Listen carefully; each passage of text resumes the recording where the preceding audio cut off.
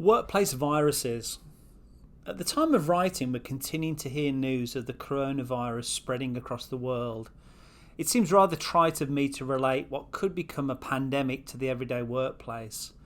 However, my observation has been a disease of similar magnitude pervades all workplaces to a greater or lesser degree. The virus I'm referring to in the workplace may not be life-threatening, although at its extreme, I've seen it suffocate the soul of the workplace. The virus I'm referring to in the workplace can spread just as quickly as the coronavirus if left unchecked. The virus I'm referring to in the workplace comes in three forms: the gossip strain, the negativity strain, and the laziness strain. Gossip is like a toxic poison. I've seen this disease infiltrate workplaces all around the world. Gossip is a very deceitful virus because you don't see any harm in it. You actually think you're building rapport with your fellow worker or workers when you badmouth another, but you're actually destroying yourself. Innately, your fellow worker or workers know you just as likely gossip about them behind their back. Therefore, trust, which is really a type of immune system to disease in the workplace, begins to break down. Negativity is the plague of innovation and creativity. Nothing is sure to kill ideas quicker than someone's negativity.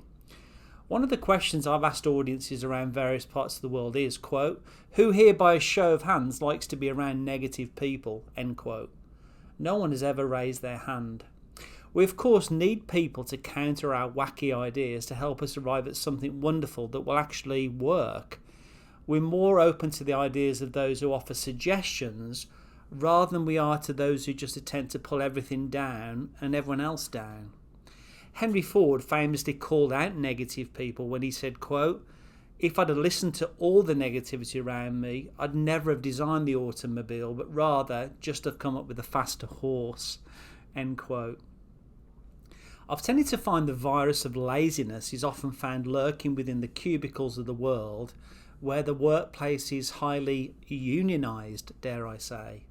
In fact, I'm going to go out on a limb here and state that whenever I've seen extreme laziness within the workplace, it's where unions have wrapped themselves so tightly around the vital organs of the organisation, it almost can't breathe. The organisational body moves slow because its arteries are blocked with bureaucracy. The organisational body is fat with too many people doing too little work. Just as mankind will find a cure for the coronavirus, there is a cure for gossip, negativity, and laziness.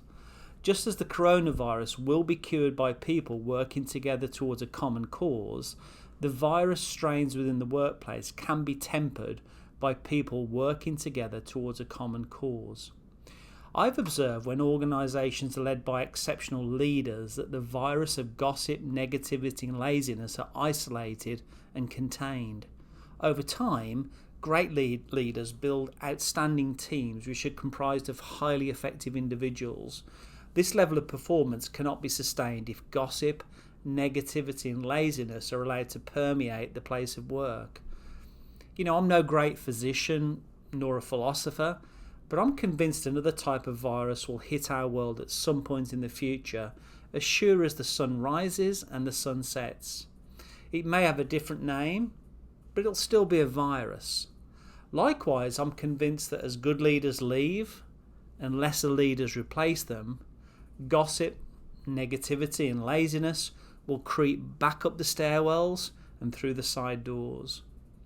See, just as we as individuals can do our part to stop the spread of viruses, we too can do so much to stop the spread of gossip, negativity and laziness, regardless of what's happening in the world or within our workplace.